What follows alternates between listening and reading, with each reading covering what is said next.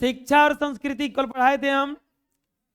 Exercise 12, इसके लेखक कौन है? महात्मा। पहला प्रश्न और बहुत बढ़िया प्रश्न है कि गांधी जी बढ़िया शिक्षक किसे कहते हैं? तो गांधी जी के अनुसार अहिंसक, प्रतिरोध, उदान बढ़िया शिक्षा है। वे बच्चों को अक्षर ज्ञान मिलने से पहले सत्य, प्रेम, आत्मा और के शक्तियों का ज्ञान होना आवश्यक मानते हैं। ऐसी शिक्षा चाहते हैं जिससे कोई बालक प्रेम से घृणा को, सत्य से असत्य को तथा कष्ट सहन से हिंसा को जीतना सीखे। यही बढ़िया शिक्षा है। गांधी जी बढ़िया शिक्षा किसे मानते हैं? कि बच्चों को अक्षर ज्ञान से पहले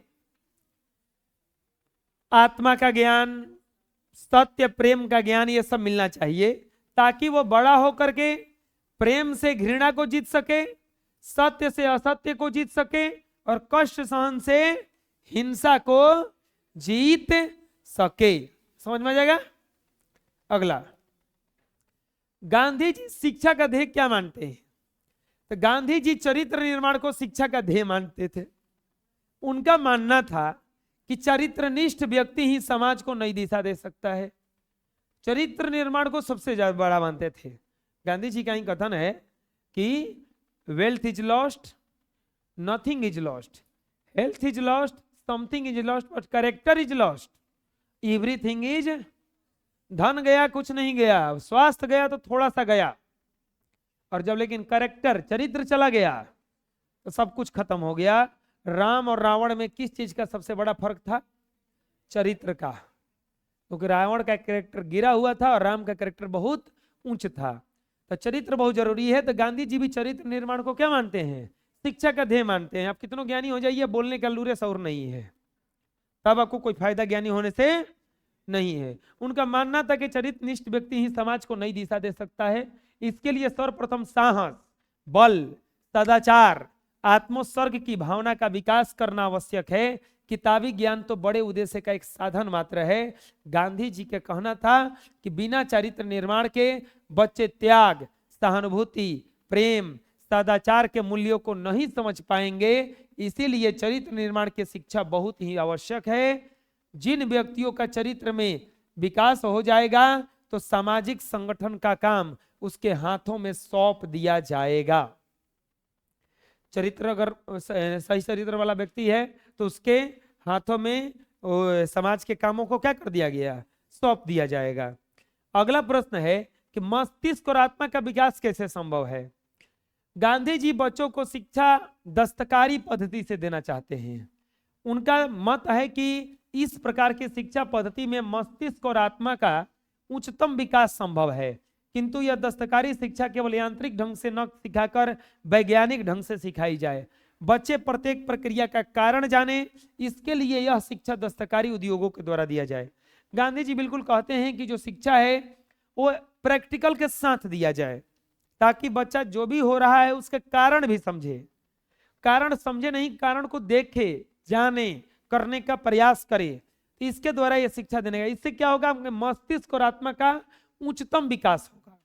मस्तिष्क और आत्मा का उच्चतम विकास संभव हो पाएगा। नेक्स्ट आता है, गांधी जी के अनुसार शिक्षा का सबसे जरूरी अंग क्या होना चाहिए?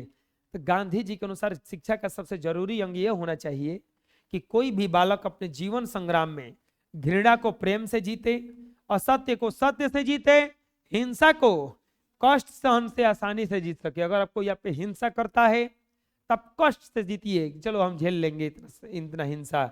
असत्य को सत्य से, कभी भी झूठ को सत्य से जीता जा सकता है। झूठ कोई कितना बुलवाए, झूठ नहीं बोलना है, ठीक है, उसको सत्य से जीतना है। इसके बाद में घृणा को प्रेम से जीता जा सके। घृणा को किससे जीता जा सके? ये नहीं कि कोई घृणा करता है आपसे, आप भी घृणा करते हैं, तो दोनों बैठ के घृणा करते रहो, खत्म थोड़ा ना होगा। एगो घृणा करेगा, एगो बोलेगा, तब जाकर के कुछ भी किया जा सकता है। गांधी जी के अनुसार शिक्षा का जरूरी अंग क्या होना चाहिए? तो गांधी जी के अनुसार शिक्षा का जरूरी अंग अहिंसक प्रतिरोध होना चाहिए। हिंसा नहीं करना है, किसी को मारना पीटना नहीं होना चाहिए। इसीलिए देखे होंगे आप लोग, हम किसी को नहीं पीटते हैं। अहिंसक प्रतिरोध के शिक्षा के कारण कोई बालक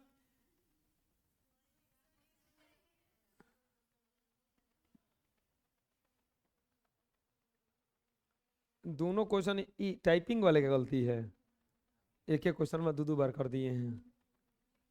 गांधी जी किस तरह के सामंजस्य को भारत के लिए बेहतर मानते हैं? गांधी जी के अनुसार भारतीय सामंजस्य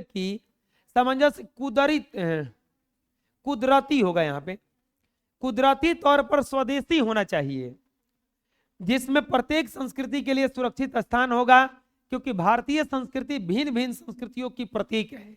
हमारा सामंजस्य अमेरिकी सामंजस्य की तरह नहीं होना चाहिए, जिसमें एक प्रमुख संस्कृति बाकी संस्कृतियों को हजम कर लेती है, जिसका लक्ष्य मेल की तरफ नहीं बल्कि कृत्रिम और जबरदस्ती एकता की तरफ है।